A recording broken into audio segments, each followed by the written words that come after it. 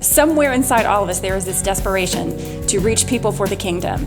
And so that has all of us on a different track, but we're all studying something, and we all have these really wonderful connections with one another when we land on topics of conversation that are not your typical ordinary Sunday school conversation. It tends to kind of bind us together.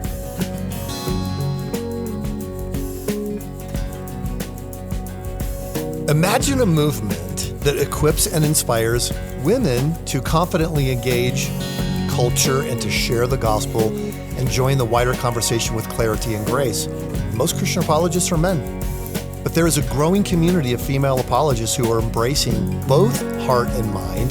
They're empowering all believers to live out Scripture, to stand firm in the truth with love. And today we're going to talk with three of them about how truth changes, how we empower every believer, especially women, to confidently share the gospel with clarity and compassion. So my guests today are Nikki Stull, Lori Morrow, and Michele Marsili, who serve as the Event Director, Vice President, and Curriculum Developer, respectively, for Women in Apologetics. This is a Christian nonprofit organization. Their sole focus is to educate, to equip, to encourage women in Christian apologetics. They have a passion for doing this and to develop a reasonable faith and help women all across the spectrum be able to understand and defend what they believe to be true. So let's welcome Nikki, Lori, and Michele to the Truth Changes Everything podcast. Lori and Nikki and Michele, welcome to the Truth Changes Everything podcast. Thank you. Well, this is going to be fun because I've never done a show before with three guests at one time. And I just found out that the three of you have never done a show together. So this could be a total free for all. We can't throw chairs or anything like that. We're gonna be good. But you're all part of Women in Apologetics, and you got involved in this ministry because you had a sense that women were missing from the apologetics conversation, it's evidently true. I mean, when we have apologists come to speak at Summit Ministries, of the 50 people who raise their hand and say, I want to come speak there, 48 of them are men. Talk a little bit about this. What did you see happening in the broader Christian audience and in the world of apologetics that made you think this is something that needs to happen? Yeah, I'll happily answer that question for you, or at least kick us off. I think all of us were drawn to the study of apologetics individually, probably for various reasons. There's probably as many different reasons as there are people. And I didn't start this particular ministry, but of the two who did, it was simply an observation that apologetics was a necessary thing for women to study. And there were very few women involved in learning apologetics and in teaching apologetics. And so it became very obvious that women needed to take the lead in drawing other women into the field of apologetics. And so that's pretty much how WIA got started. Women in Apologetics, we call it WIA, got started. And there's a couple of reasons for that, I think. One of them is that most women, sometime in their lifetime, will have two mission fields, one in their back seats and one in their backyard. So obviously our own children, and then the children or the people that relate to us through our children, whether that's our neighbors or our children's friends and their parents, school teachers, administrators, people at school, the people that we do business with, grocery stores, cleaners, the people that we just come into contact with running our households. We have this very wide group of people that we interact with on a daily basis. And so therefore, women need to be able to spread the gospel and teach the gospel to all these different people. Secondly, we women are very naturally inclined to have hard conversations compassionately. Faith conversations these days anyway, there may have been a day where it wasn't quite so difficult, but these days faith conversations are hard, and they come prepackaged with a lot of difficulty and a lot of potential conflict. And so women, we're going to show up to that conversation with homemade brownies, a pot of coffee, and a box of Kleenex. So we're ready to have those conversations the right way. And so we want women to capitalize on their very unique inclinations and talents and just dispositions that may make those kinds of faith conversations a little easier. And thirdly, it kind of wraps us around all the way to the beginning, is that not enough women come to apologetics on their own. It seems to be something that men are kind of drawn to. And so we women we just decided we need to be the ones to bring it to them, to show them the need for apologetics as women. I love that answer, that you have those two primary mission fields in the back, the ones who are in the back seat and the ones who are in your backyard. because if defending your faith is going to be something other than what's taught in a seminary or a Sunday school class, it's got to be related to the drive-through or wherever you happen to be, where you might enter into a conversation. It's going to be real world. You know what's interesting about this is that while the majority of women are, just as Lori was describing, we do have a whole contingent of women who come to our conferences or are involved with our ministry who they're not married. They don't think with that softer tendency. They're much more analytical, and so it becomes this awkward situation where there's almost a blurred line, like where do they fit? So they're already asking difficult questions. So in my experience, I don't think women have ever been missing from the apologetics conversation, but just from the public forum of it. So they've always been involved in asking deeper questions to those around them, to speaking to those in a more of a relational term, but not in the public forum or on the stage. So now it's becoming a little more prevalent because they're finding that voice that they've had inside of them or on a personal level, and it's becoming more of a public stage. Yeah, that's a great point, Nikki. I love your library, by the way. Oh, thank you. It's not AI. This is actual books. Those are actual books. I know. Mine is sort of. Somebody asked me yesterday, "What's your organizing system?" I said, basically, they're on the shelf in the order I read them, going back 20 years. It's a total disaster. It's like an explosion in a book factory. I need help for sure. But Michele, did you want to add something to that? No, I mean, they covered all of the main topics. I think it really is it's a place for women to come together, and you have that fellowship where you get the relational aspects, but you can dive into the intellectual, and you can go back and forth between something that's very challenging theologically and then apply it immediately to a very relational aspect. And I think that's what's so incredible about what we offer with Women in Apologetics, is fostering a space for that. I'm curious, as you carry out this ministry, what you're seeing happen. I know it's at Summit Ministries. We now, Megan Allman comes and speaks, and Mary Jo Sharp comes to speak, and I guess Melissa Travis has been here, and a few other women. Are you seeing a shift in this sort of male-dominated apologetics focus? I don't know any women who necessarily feel intimidated by anything that's happening in this field, but I do know that we're seeing a shift where women are finding a place in how apologetics are presented. So traditionally, men have presented it more academically and from an argument perspective, from a debate perspective, and women are coming in with the relational side to this. So we've noticed how it's been difficult for women to ask questions all alone, and they feel alone doing it because not everyone is asking those deep questions. And women's ministries, from experience of many that we've spoken with, don't typically encourage critical thinking. They don't encourage that kind of taking their faith a step deeper to understand something more for themselves or to answer difficult questions. And so we're finding women starting to step out on this ledge that they've never been encouraged to pursue, and to share their testimony of how they're coming into themselves as far as critical thinking is concerned, taking the steps to actually activate this part of their brain that they've never been encouraged to really pursue, and they're getting excited about it. But the problem is that they find themselves very isolated because not everyone is stepping out on that branch. And so when they come to an event that we have, for example, our annual conference, they come to a conference and they find all of these other women who are also kind of floating by themselves in this big sea, and they can connect with them. And they're forming these bonds through deep theology, through difficult questions, through learning just how to answer why we believe what we believe. And we even have stories. I mean, even these ladies could share stories of women that they've connected with. And we have groups of ladies who come to our events and use our resources regularly that met at an event and that said, you know what, I finally found others who are interested in taking this a step further, interested in taking conversations to the next level.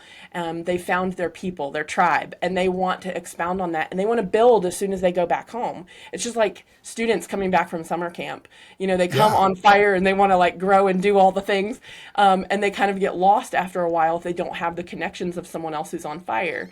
And so women are learning to connect with one another just through deep conversation, just through learning more about what they believe and why they believe it. And it's keeping them connected throughout the year until they see each other again. Yeah, That's yeah. been very exciting. And they're actually friends then at that point. Yes. You know, I think every person can relate to that. You're in a situation, you feel isolated, and you find out, oh wait, you think that too? Me too. You know, okay, let's be friends. When In fact, Michele and I actually met this way. I know. I was thinking about us as you said that. I mean, we first time we met was at a conference, and I remember just talking with her, and I was like, oh my gosh, like these are my people. And then that first conference made so many friends who I'm still good friends with, and that relationship where it's like we're friends, we will goof off, and then we'll immediately jump into like some deep, complicated Trinitarian type theology, and then bounce back to like, hey, what'd you have for dinner?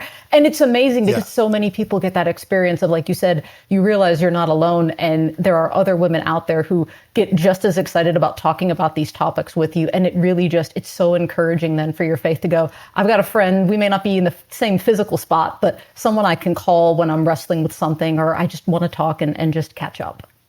Yeah, this is really, I love it.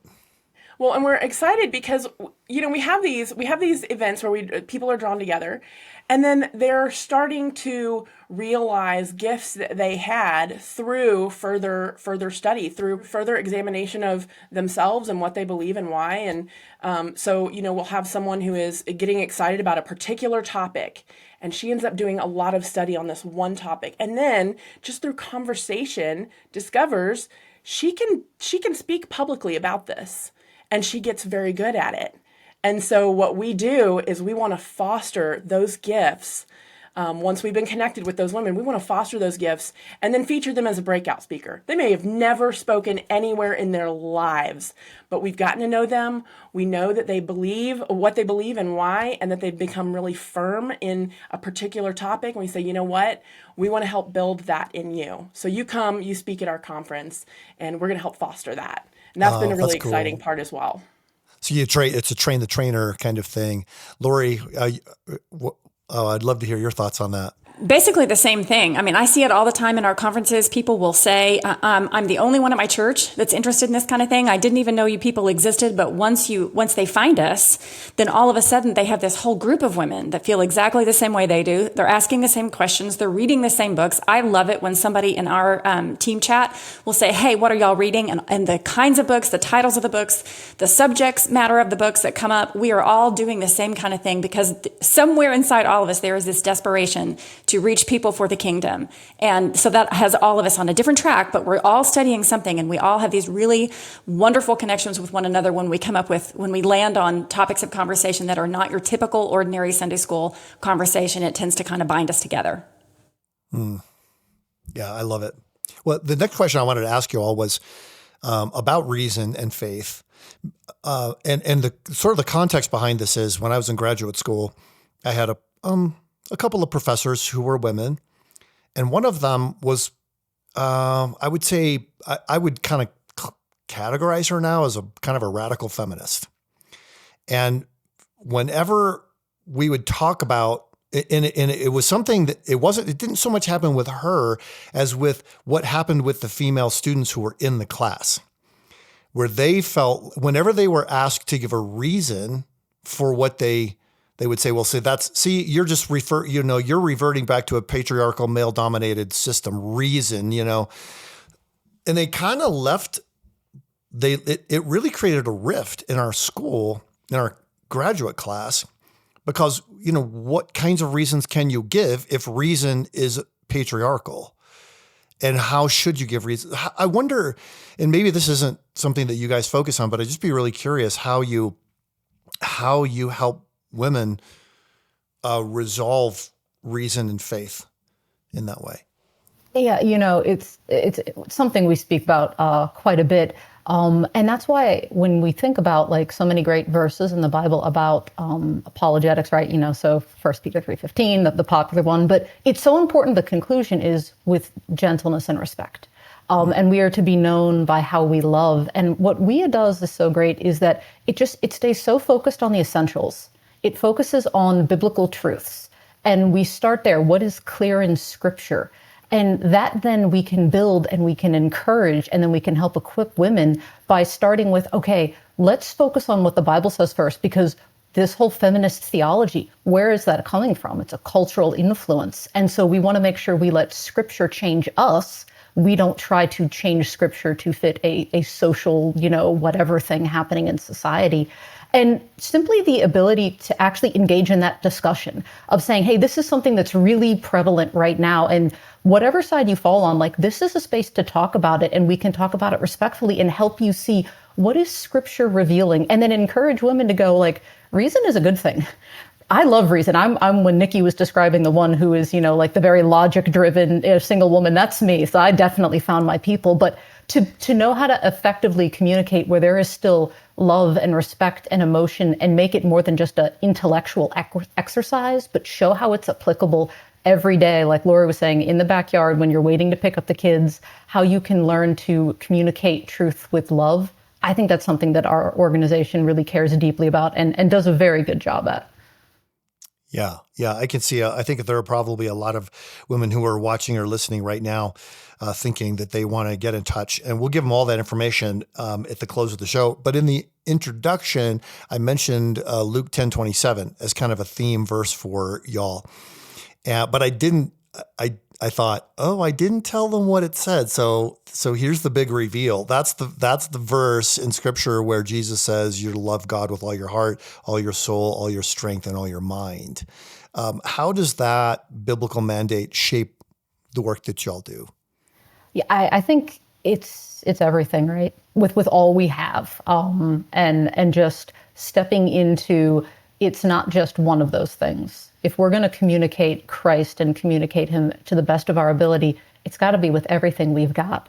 And that verse is really exemplifying that it's not just emotion and it's not just intellect, but it's heart and it's soul, and it's inviting that deep relationship that we're called to with Christ, and then the community amongst each other. And so it's something that I think really drives everything, because it really is, this is about the gospel. This isn't about winning an argument. This is about helping people grow closer to the Lord. And that's the motivation behind it all.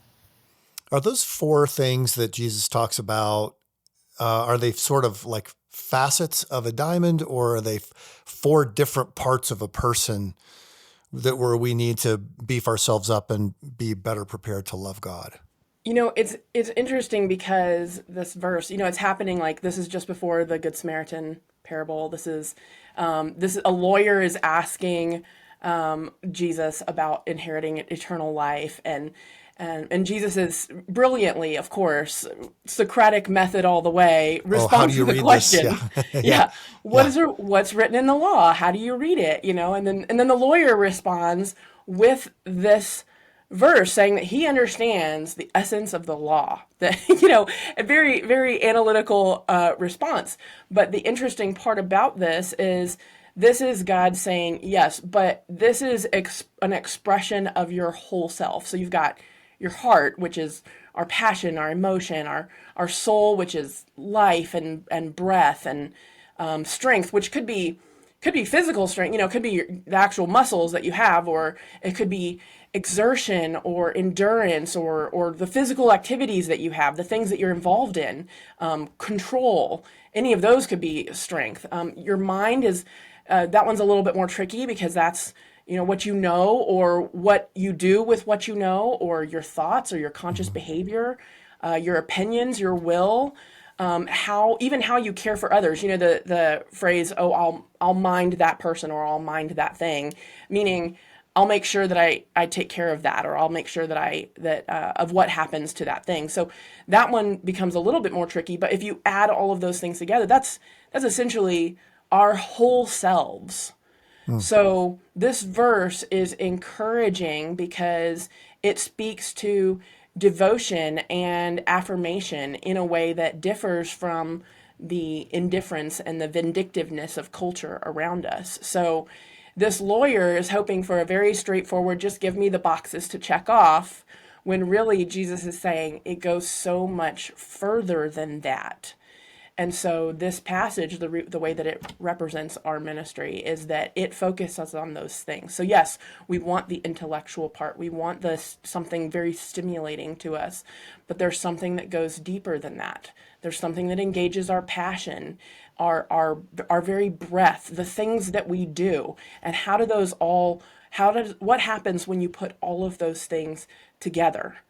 And so when you bring the relational aspect of it together, which, we're created for that. We're created for the relationships we can have. It's the only thing we're taking with us to heaven is the relationships that we build. So if that's the case, how do all of those things fit together to be a reflection of what we do once we realize how they fit together? Yeah, that's good.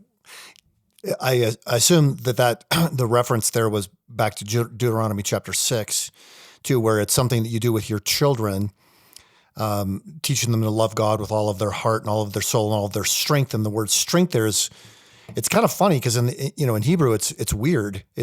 Basically the author is saying love God with your very. Well, how do you love God with your very? Very is a modifier for something, and the answer is you're loving God with everything. But you're doing that with your kids. And Lori, I'm still thinking back to what you said, that a big part of a mom's mission field is the kids who are in the backseat. Even, somebody said, well, we're homeschooling. And I heard another mom say, we're van schooling. That's basically what we do. Help us, the ones who are moms, dads listening right now who've got littles at home. Is there an application to this? Sure. Yeah. My personal favorite, it's not really an apologetics verse, but it's parallel to all the other apologetics verses that are obviously apologetics verses, is John 18:37, when Jesus is talking to Pilate. They have a long conversation back and forth. And eventually, Pilate says, well, what is truth? And Jesus says, well, this is why I came, to testify to the truth. And the tail end of that verse says, those who are on the side of truth, listen to my voice. So every truth ultimately finds its way back to Jesus. And so that becomes this overarching message when you're training your kids, when you're reading the Bible for yourself, when you're studying for yourself, is to get to the truth. And you can't get to the truth without reason and logic. You can't get to the truth unless you're loving the Lord with your mind. It is necessary, if we're going to love Jesus correctly, to kind of major on the ideas that we can identify as true. We always want to be on a truth quest. We want to tell the truth. We want to speak the truth. We want to learn the truth. We want to seek the truth. We want to learn the truth. When somebody else makes a mistake, we want to learn the truth from them. We really have to centralize the pursuit of truth for our children, because ultimately, like I said, all truths, in my opinion, lead back to the truth, which is Jesus. And so that's a really good way to emphasize the Bible. It's a really good way to emphasize the need for logic, the need for reason, the need for asking questions, all those kinds of things when you're raising your children specifically. Yeah. When you're walking by the way, when you lie down, when you rise up. Yeah, that's so good. How does this truth point to Jesus? I love it.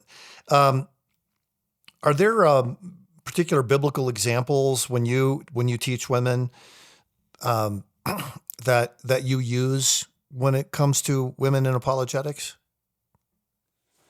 I do. If you guys don't mind. Yes. I love Jude, verse 3 in that chapter. Jude is a short little book for those of you guys who are not aware of it yet or haven't read it yet. It's a really short little book. It's only one little chapter. And verse 3 has Jude telling his audience very specifically, I wanted to write to you about salvation, but I was eager to write to you about the salvation we share. However, I felt compelled to write and to urge you to contend for the faith that was once for all entrusted to God's holy people. So that really is a call to defend the gospel and to defend the faith. Like Nikki was saying earlier, not only do we need to know what we believe, but we need to know why we believe it, because it has been entrusted to us and to our children. So that's a really easy one to pull out from the scriptures. Michele has already mentioned 2 Peter 3:15, but in your hearts, set apart Christ as Lord. Always be prepared to give an answer to everyone who asks you to give a reason for the hope that you have, but do it with gentleness and respect. That's an easy one. It's kind of laid out for everybody. That really kind of pulls everybody into the apologetics conversation, because that verse is not strictly to men.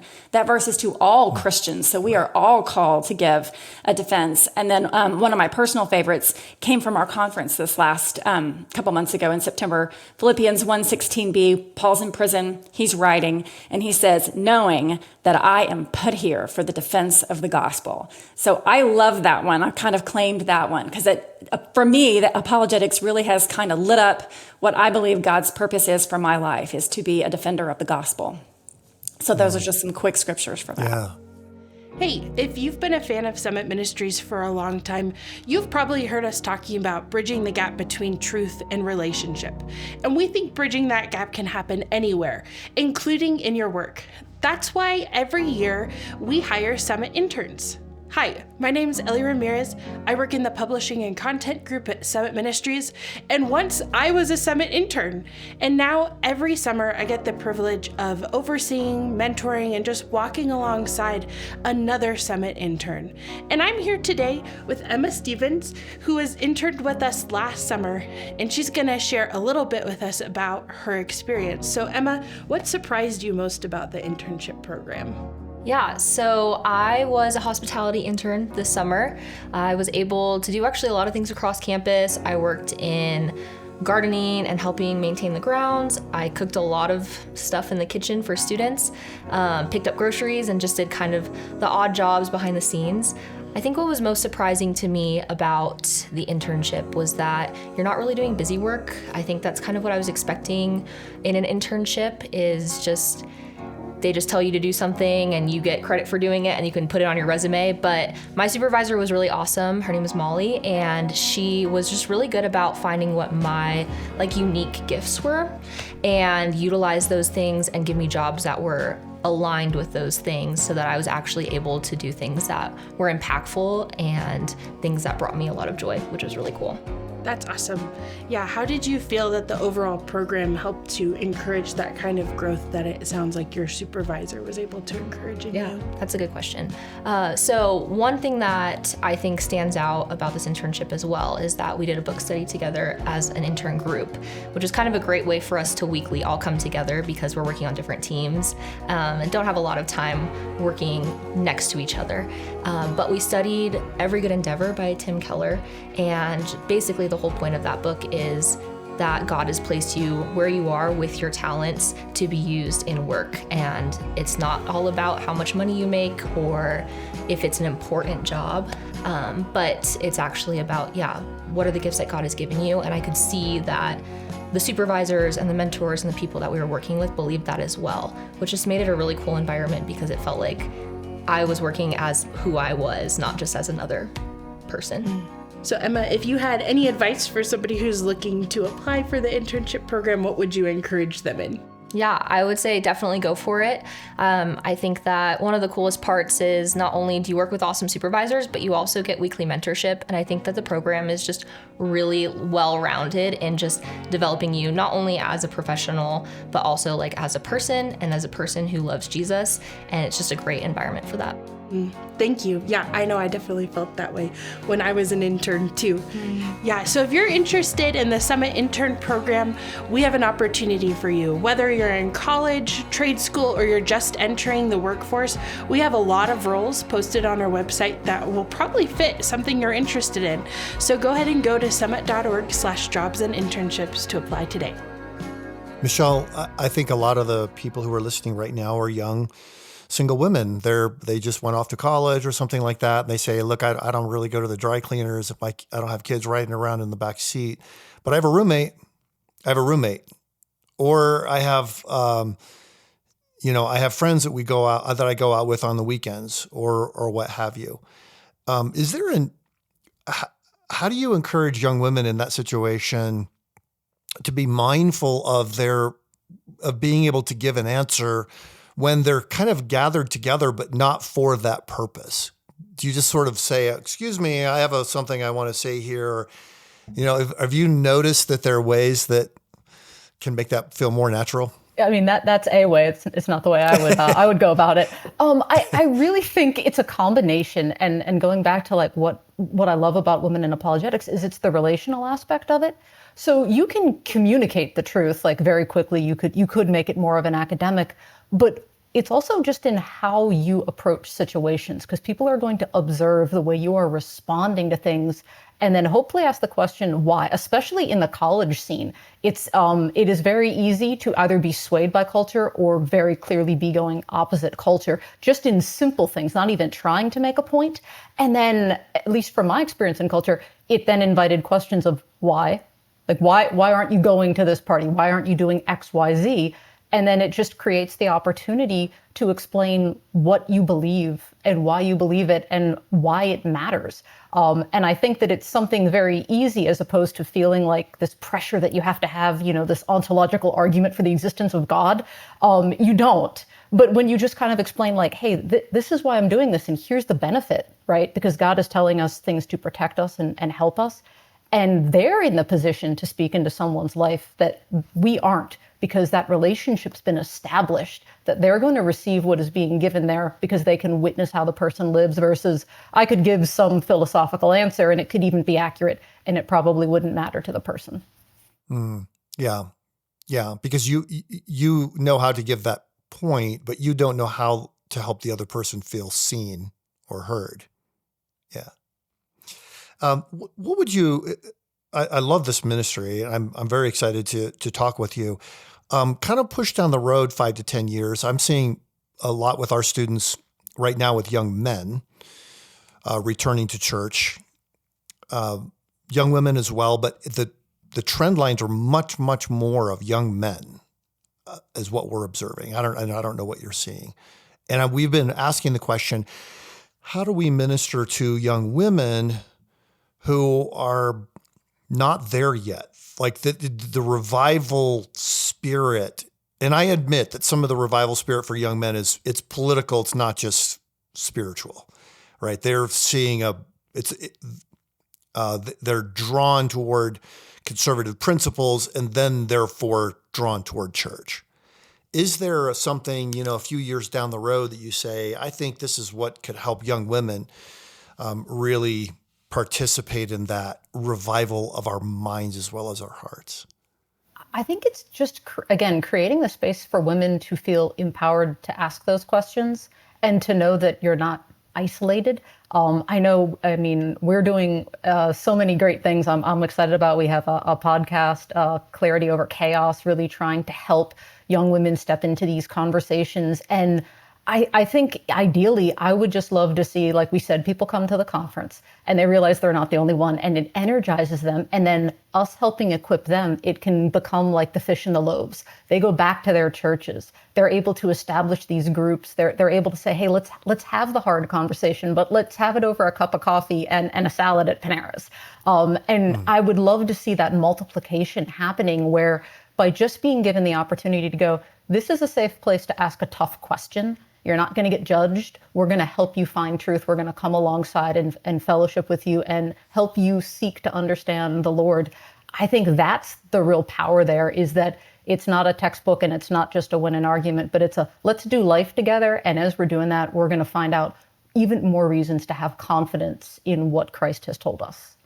You had mentioned that you're seeing this trend of men, young men especially, going back to church, being more involved in spiritual things, or in what it looks like to grow spiritually. And we see that too. And what's beautiful about this is that I think in a lot of ways that just men learning what they believe and why, and then learning how to be men again in a culture that doesn't show them how, that is inspiring to women. Because women in culture would never admit this, but we want godly men. We want masculine men. We want men who know what they believe, why they believe it, and are willing to take a stand for something.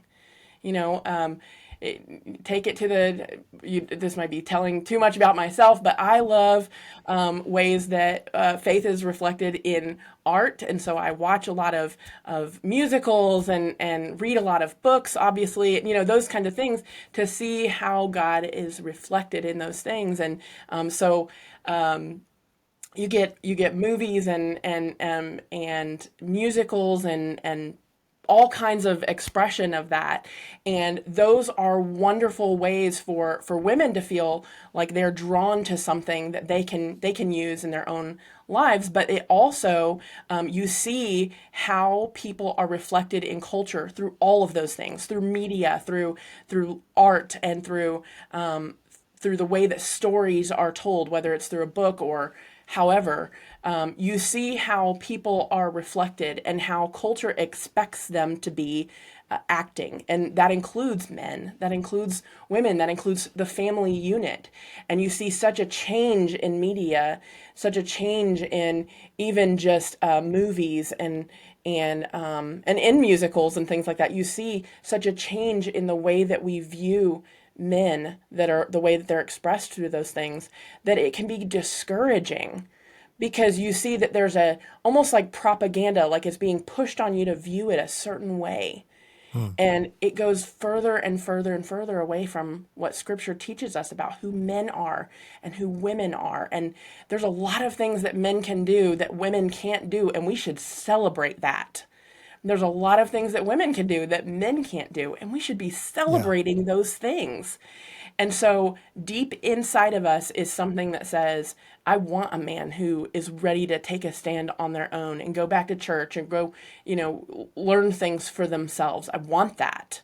And so when I see that happening, it's a natural draw for me to just follow right behind it. And so, for me, I've been married for 20 years. I have a teenage son, and I have a godly man at my house who is teaching my son to be a godly man. And we have people compliment that all the time. Even people that are not Christians, it's not just people from our church. We'll be walking in the grocery store and my husband will say, hey, make sure you help your mom with that thing, whatever it is. And someone will inevitably compliment that because they say, we just don't see that, but we want to. We want to see it. And so I look 5 or 10 years in the future and I see a shift where people will start to find their voice about those things as well. And they'll say, you know what? Culture may be teaching me to view men this way or to view myself this way, but I don't want that. And there's something inside of me that says I don't want that. I know there's something more and I want to pursue that. Yeah. I think what I'm seeing happen with young adults now is it seems like there's been a market shift just within the last few months, because we just wrapped up our summer programs, of a shift from, just because the culture is criticizing me doesn't mean I have to accept that as like a prophetic utterance over my life. I don't have to. I don't have to accept it. And it's not rebellious, like I'm not going to do anything you tell me. It's more like, I just refuse to accept that cynical prophecy against me. I just don't accept it. It's a fascinating thing. But I love what you said about masculinity too. We are often telling our students here at Summit Ministries, look, when men are godly, society has a big view of God. When men are not godly, society has a small view of God. I don't know why it is that it is a reflection of what men do, but there's something to it. And then there's a harmony between males and females, which is fun. I could talk about that all day, because we just, my co-author, Dr. Kathy Cook, and I just did a book called Raising Gender Confident Kids. In one of the chapters, we just started revealing the biological evidence of how men and women actually need each other to accurately see the world, accurately respond to stress, accurately develop good character, all of those kinds of things. Well, I want to wrap up. I'd love to hear just your advice is. You know a little bit about our audience now, and just love to hear some of your advice from all three of you. Women who are listening to this right now want to grow in apologetics. They don't know where to start, or they feel hesitant. And it might be there's some men in the audience too who are thinking, oh yeah, my wife or my girlfriend or my daughter could really benefit from this. You mentioned a podcast and a conference. Tell us a little bit more. We love our ministry. We have so many different options available for women who are in this position, who are kind of interested in getting started. They don't really know where to start. We have something called on our website, the WIA Academy, where we have some standalone courses. We have one in truth, logic, and worldview. We have a course called Everyday Apologetics, which is a really small sampling of some apologetics topics. But also every single conference that we've had in the past, which I think at this point is 8 of them, is available on video, on demand, as separate courses. So all of the keynote sessions are available. All of the breakouts from all the conferences that we've had so far are available on video. So we really have a really large body of work that can be consulted by women on our website to just kind of start kicking around and looking and seeing what interests them and taking courses here and there just to kind of get started. We also have a YouTube channel, which is where our Clarity Over Chaos podcast is held. Also, our Voices of WIA podcast is held there too, which is us, and we interview female apologists from all different fields within the study of apologetics and interview them and learn about them and the works that they're doing, the books that they've written, the ministries they work with, that sort of thing. So we really do have a whole lot of resources available for anybody who would like to get started. I'll let the other ladies talk about some other things too, but that's not even it's just kind of scratching the surface of what we have available through our ministry, because we've been, I guess, we just had our eighth anniversary, our 8th birthday. Oh, so wow, we've really been doing this a good while now. And it's all that we do is create resources for women who want to get started and grow their study of apologetics. Yeah. The way that I got started in apologetics is that I had my own questions. And I would get flustered because I didn't know where to start. And so I'm a list maker. I just wrote down all my questions, and some of them were embarrassing, like, oh my goodness, I've been a Christian a while, why don't I know these things, things like that. But that's okay, because I just decided, you know what, I'm gonna start with the ones that are the most embarrassing, that I don't know, that I should know. I'm gonna start with those questions. I'm gonna write one at the top of my paper, and I'm gonna find every book I can find on this one subject. And I'm just going to start reading, and I'll just figure it out. Come to find out, and at the time, I didn't know what apologetics was, but come to find out, if you go on YouTube, there's a million videos on every subject you can think of. And so that's where it started. And at the time, I was serving with a lady who had a ministry that was the International Society for Women in Apologetics, and I was her research assistant. And so she would give me a topic, and I would just go to town and research it and then present it all to her so that she could figure out where we were going to focus different attention. But it was really more of a hub for female apologists. And then she could not run that ministry any longer. And so she wanted to find a couple women who could take it over. And that's where the ministry we have today came from, is Rachel Shockey and Jade Turner said, you know what, we're gonna take it on. And they transformed it into something that created many more resources for women to pursue that same thing, they get their list of questions and they can figure out answers. What's great is that we offer avenues for women to pursue that, to do research through free articles and infographics and quick guides to all different topics. But we also have opportunities for women to get involved with our ministry, which helps growth as well, because it fosters community at the same time as someone being able to use their gifts and talents and even their profession to help build the ministry. So volunteer opportunities and then giving opportunities as well. If you know what, I can't help, I don't have the time, but I have the money. I can give money to help make this happen. And so when you bring all those things together, it turns into something that can be very successful to help with growth. Yeah. So that's how I got started. That's my inspiration. This is great. I love it. Well, men like to and need to bond with other men around shared interests, and women want to bond with other women around shared interests. And you're creating an opportunity for them to bond around something that not only is a shared interest, like a hobby, but it's something that transforms your mind and changes you as a person and how you end up interacting with other people. And I'm seeing that. I'm actually watching some of the people who speak at Summit Ministries on a regular basis are Elisa Childers, Alicia Wood, Natasha Crane, Megan Ullman, and some others. And they connect with our students, but not only that, but they change the way our students connect with each other, which I just love seeing this. So thank you. Thanks for coming on the show today and talking about this. And we'll give the website information and all of that so people can get in touch with you and access these resources. But it's going to be such a deep encouragement for the women who are listening and for those who love and want to help grow the women who are listening. Thank you. Well, thank you for having us. We really appreciate the support.